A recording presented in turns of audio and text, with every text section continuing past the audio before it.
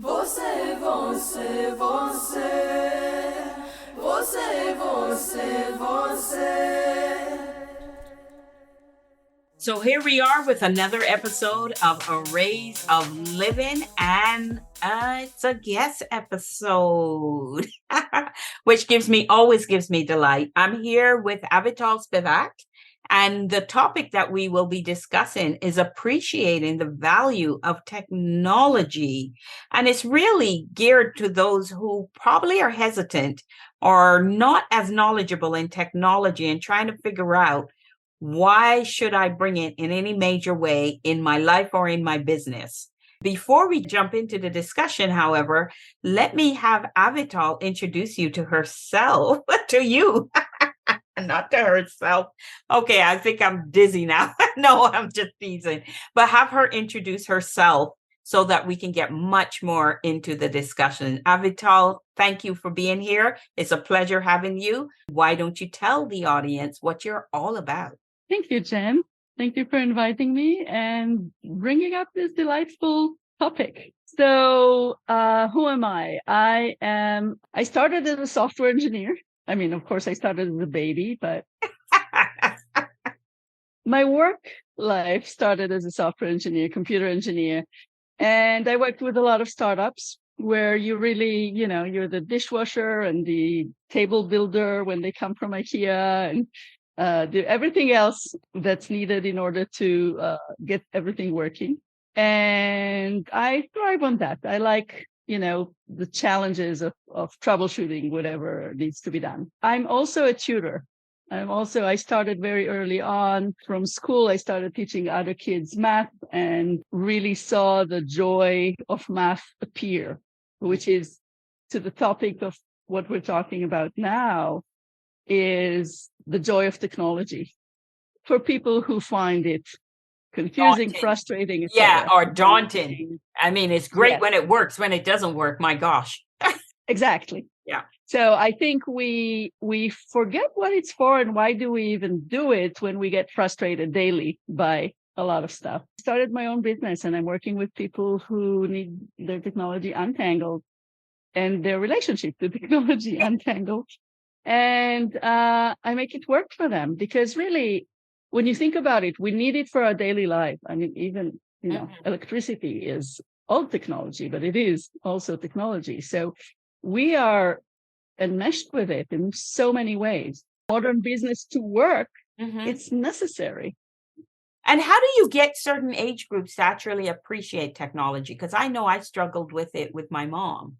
My mom loves to cook and everything. And I actually first wanted to put something in her kitchen where she always was, to even just start with recipes, just as an introduction. And she had no interest. She wanted to continue doing it the same old, same old. And over time, she really got lost in the concept of technology. And now she has a tablet that she plays games on and stuff. But to watch her learn technology at a certain age, it was painful, certainly for me, who, like you, had education in technology. So how do you go about getting them, especially a business owner that's of the, a certain age, getting them to understand that their paper files or their faxes is not secure, it's not optimal, and get them to actually use technology in their business? How do you do that? So that's one of my favorite things, to start with somebody who doesn't appreciate it, doesn't know how to make it work, but really needs it because of clients or whatever it is that they need to do. They need it and they can see that the business is going to go if they don't make that leap, but they're not excited about it all. And I think the clue for me, the key, is very similar to where you started with your mom. You had a good intuition there, going with something she's curious about. And that's where I connect with people. What are you curious about? That's where we're going first. And I have not the business people, but I have a course for seniors to Easy Adventures on the Internet. The people in the course are usually between 70 and 85. Right. We just have fun. We go on Google Earth and travel to their where they were born. Oh, and nice. We go, we just have fun. And and they learn how to navigate the internet and how to search for things.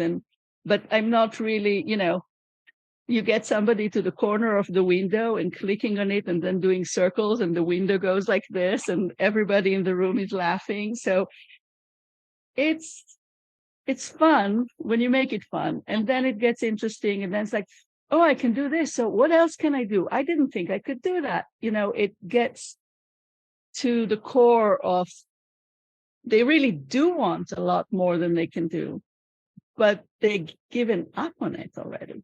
Well, they didn't have it in their lives. I don't even think for my mother anyway, it wasn't about even giving up on it. She never had it in her life. She didn't see the purpose of getting in. And also she's judging it on how much time the kids spend on it. So then from her, Yes. that viewpoint was negative, right? You spend all your time with your head in a, Yes. I don't want to be like that. But the interesting thing now is, how do you move them from now that fun space into the serious discussion of technology working for their business? That's actually, with business people, we start from there. We start from what's most painful for you. What is it that you really need now? And a lot of time before we go creating a system or teaching them something, it's like, what are you up to today? What didn't work today? And when I start fixing the pieces that didn't work for them today, they're trying to send an email and put an image in it. They're trying to create a folder and find the contract that the lawyer created in order to send it to the client, and they can't find it. And we create a space for it, and I show them how to get back to it, and they're like, I can find my contracts now. So we start from the thing that they want to do almost daily, and are having trouble and suffering. And when that daily frustration and suffering is alleviated, so much energy gets released, so much time gets released. Right. And now they're like, okay, what else can I do? And then we can go do the things that are maybe a little more challenging. Because at that point, they were working into the business so much with all these manual things that by the time frees up, they get to breathe a bit and they start to appreciate that. Wow. Going into a document and people lining it up and formatting it with spaces and enter and trying to every title color it somehow. Like, they're spending so much time trying to make the document look professional. Right. So when they learn how with to a template, and then they add in the information, and all of a sudden they see it so much easier. So what applications are you going from, like Microsoft applications or Apple type basic applications like the Word and Excel and these types of things? Is that where you start from then? If you're looking to advertise with Jenn Drakes, send us an email at jen@youareworthmore.co. Or you can help us by addressing the things that you face by sending us some inclusivity topic ideas. It really depends who I'm talking with, and what they need. Because if these are speakers, maybe they need their speaker sheet, put together. If it's a coach, maybe they need a way for their clients to pay first. Right. If it's, so we make sure that the parts are covered, and we go in an order that makes it fastest access to what they need the most. So they need, for sales, they need some way to get paid and, get paid online. For scheduling, they need the calendar and scheduling to work for them. And do you get involved? CRM. Do you get involved in like funnels and all that sort of thing as well, and CRMs? So we go into funnels. We can go into a posting calendar, content calendar, where you set up a spreadsheet and follow through that. We can set up a CRM. But the most important is showing them how to think about it as a system, not as this tool and this tool and this tool, because it all needs to work together. So I start showing them not only how to do things, but really how things work. Because a lot of it, they already understand the principles from life, but they don't know to translate it to computers. What's that? And are you building strategies for them in terms as it relates to technology? At some point, then you go more strategic? Yeah, we go strategic, and we look forward to see how things work. And when somebody starts from a place where they already have a lot of tool and it's all tangled and maybe they bought a lot of things but haven't used it because they don't know how, then we go about learning how to use something or other. It's really very customized to where the person is. But I find that most people need help with setting up tools and structures for files and access to their data. And most people need some help around calendars and scheduling. One of the things, certainly as a consultant, that I've seen is a lot of times they collect data or they might collect mailing lists, but they haven't a clue what to do with it. Do you also teach them how to leverage the data they're capturing to give them, to inform them in the best way to manage their business? Yes, I help them with that. I help them figure out. A lot of times they come with, I have this mailing list here because I have the quiz, getting emails over there. And then I have something else getting emails over here. And then my website is getting emails. They're not even consolidated in anywhere. Right. And they don't understand. They heard the word funnel, but they don't really know what it is or how it works necessarily. So I show them, you know what, when you come to this place, you fill up your address and you fill up your name. When you click the button, a lot of things happen behind the scenes. It gets added to somebody's list, an email is sent to you, you get sent to some other website. There's a lot of things happening. And you can build it, you can actually architect it in a way that is useful to you. And then you can take that and send people sequences of emails after that. Then we can go into all of that. So when you're doing these services, if you talk to my audience, what would you have to say to attract them to you and to guide them on where they find you and all that sort of stuff? Can you speak? Okay. I would say that the thing that you started from, the joy of technology, I'd like to go back to that for a second. Okay, sure. The value of it, because that's really the appealing part for me. Because if we're just thinking about the day-to-day and making it work and all that, we kind of forget what it's like without.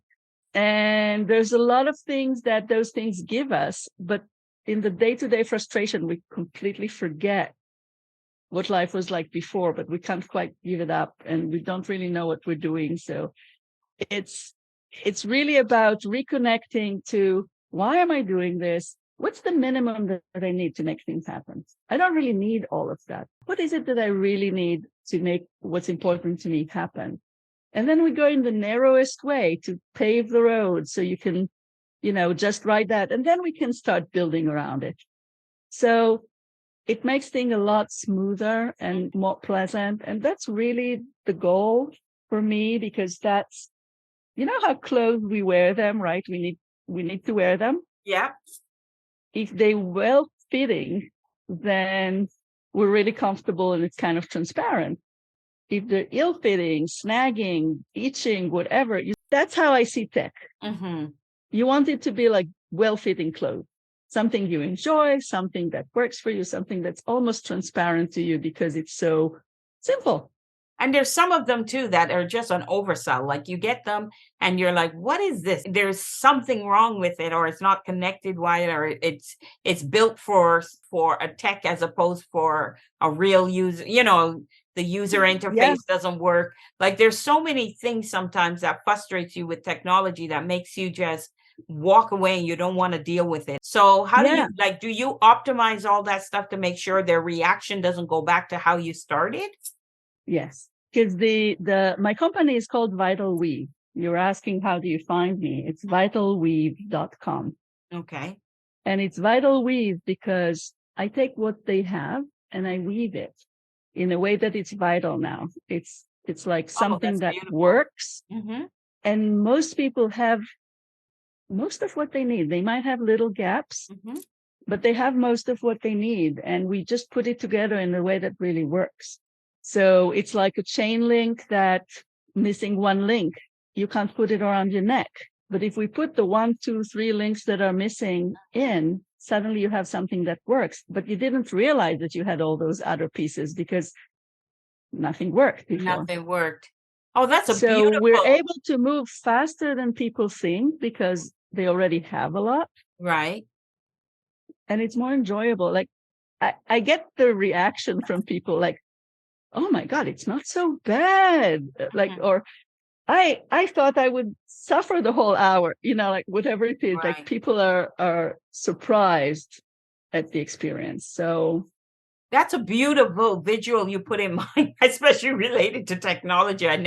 You took me out of left field that way. I thought, wow, I think that was the way I was thinking of technology when I first went into it in school. And then after years, you come out tainted after one project after another, bigger project afterward. You come out tainted and you don't even want to deal with technology at all. But I love how you describe it. You definitely have a passion and love for that you're able to bring, certainly in me, like bring back that, wow, that is how technology should be, shouldn't it? Yeah. And to bring that to the lives of business owners that, like, I visited a business the other day, and I'm telling you, that person still had Windows 7. And I was like, are you kidding? I was like, you still have Windows 7? So sometimes they're not in the, and they have, like, you should see how they had like all the new technology for like DoorDash, and you know what I mean, all these things connected to Windows 7 system, and you're like, oh my God, this is like a disaster waiting. How is it working? Yeah, exactly. And they don't have a clue. Yes. Right? No, so they don't have a clue. They need people like you. Problem. It's like a card. It's like a card house, and I look at it and they say, okay, so what should I put in? And I'm like, we need to take that one card out without making the whole thing fall to put something else inside. I need to see what it connects to, because we have a bit of a tangle here. And they're like, and they don't know that it was that precarious, etc. Exactly. So you are definitely a godsend. Let me tell you, there's a lot of small businesses that need your help. I've seen some of their stuff. So so by all means, tell the audience where they can find you. I definitely tell you, if you're a small business and you don't have your stuff together, reach out to Avital and let her look at what you've got and how to help. So you let them know this is your chance to plug. So plug. So that's it. Go to vitalweave.com, VITALWEAVE.com, Vital Weave. And find me. You can set up an appointment with me. We can take a look at the state of things and go from there. Okay, so now we're going to do rapid fire. So I'll be throwing some words at you. And the quickest word that comes, you say it. I don't need a long explanation, just the first one thing word that comes to mind. Yes. So one of the things that I created is divine-tastical living, which is becoming the artisan of one's life. So when I say divine-tastical, what comes to mind? Can you spell it? Oh, divine, and then tastical. It's the way tactical comes to us from the world, from the universe. Okay, nice. Mindset. Quick. It's the way you need to unset your mind to open it up. I love it. That's by far one of my best. Okay, gratitude. How I end my day. Wowsy. Everybody, every time I say wowsy, they can't stop from laughing. Wowsy. That's the word? That's the word. The best response. Love it. Life. Worth living. Purpose. The driver. Feedback. Can't move without it. Can't fix anything without it. Here's the one unique for you. Every guest gets a unique one. Wires. Are they tangled? Yeah. I want to go in. You're ready to go. I can see you wearing it. Yes. Let me in. Get messy, get it. Yeah. Sort it out. Oh, right. And on that note, we're going to wrap up. Vital, thank you for joining us. It was a hoot. I think, as I truly meant it from my heart to yours, you are a godsend. People need you. Okay. So go in and fix those businesses, talk to them and get them on modern technology so they can see how much it changes their lives. Oh my goodness. So thank you again. And audience, please reach out to her. If anything we described sounded like you, please reach out. And on that note, from my heart to all of you, leading with love, thank you so much for listening to another episode of Arrays of Living. Good night. Thank you, Jenn.